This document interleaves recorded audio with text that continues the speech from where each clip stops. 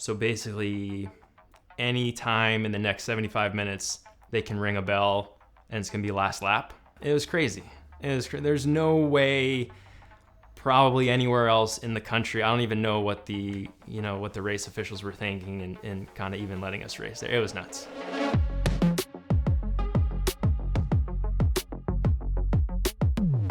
The story starts, I had a great Boise twilight. Everything was finally starting to click, a lot of training, and I had a great Boise. The following week, flew into Salt Lake City. My team picks me up. We end up going to a rodeo. I actually met a girl at the rodeo, and everything is great. Form is awesome. Cycling's great. Having a blast with my team. Salt Lake did not go as well, though. We were lined up. I had been riding the front of the race all day. I just felt great. I couldn't even tell you I was at altitude. Everything was just clicking. And then hit the barriers at about 30 miles an hour. Someone had gone down, basically took out our entire team. Ended up in the ER. I thought I broke my knee. I thought I cracked my pelvis or something. Got stitches in my face. There's just blood everywhere. And I just thought oh, okay, my season's over. And it's just kind of not the way that I wanted to end the season. So thankfully the team decided to go to Gateway Cup in St. Louis. I'd raced there the year before, so I kind of knew what I was in store for. Night one of Gateway is notoriously dark.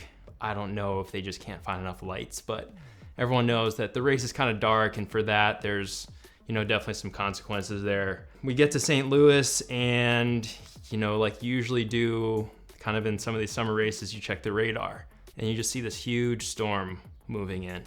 We saw this in the morning, and I was just like, there's no way that my first race back is gonna be in the rain. Because being from SoCal, we don't get to ride a lot in the rain, let alone race in the rain. I guess I have my pre-race anxieties as it is, and I start getting the armpit sweat and everything. And I think the pit started sweating at about 9 a.m. once you kind of saw this big blob start to move in on the Doppler. And the whole day, you could just tell it's gonna start raining. Sure enough, it starts raining, and then the lightning starts. And once the lightning starts, usually you can kind of assume that they're gonna cancel the race. But we get to the race course, it's pouring rain. No one really wants to go out and warm up. We're just pretty positive they're gonna cancel this thing. It's basically turning into monsoon conditions. There's lightning bolts shooting through the sky.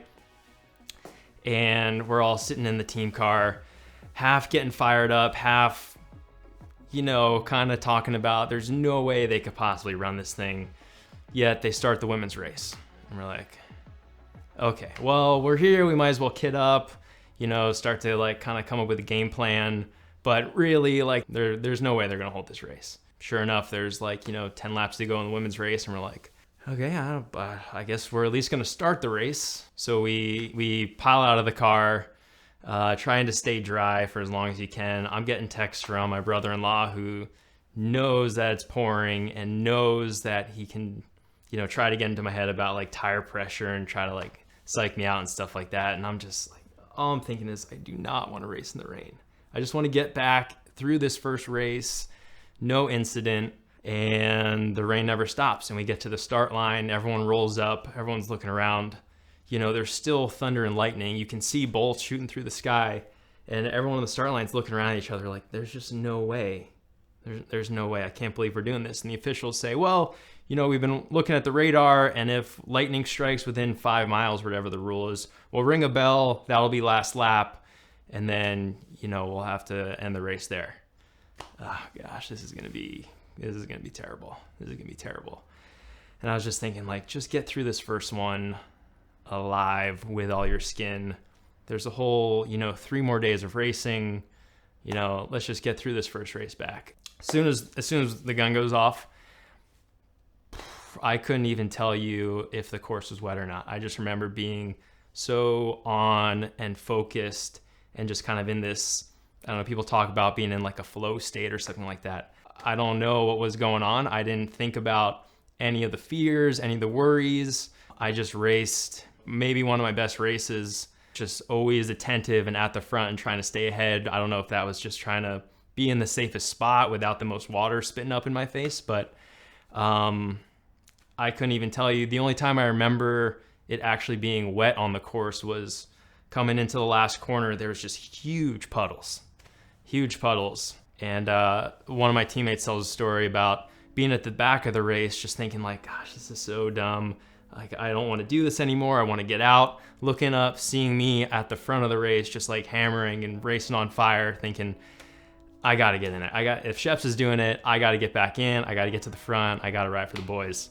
And yeah, we ended up putting together a pretty good finish there. So just going from super high of like Boise to super low of laying on the ground inside of a barrier at Salt Lake, to then thinking maybe, that's it for the year. Maybe that's the last time I'm gonna see my teammates, to then having to be racing in monsoon conditions, to then back up to just, being on it. Just kind of that big wave. I mean, I feel like that's bike racing right there.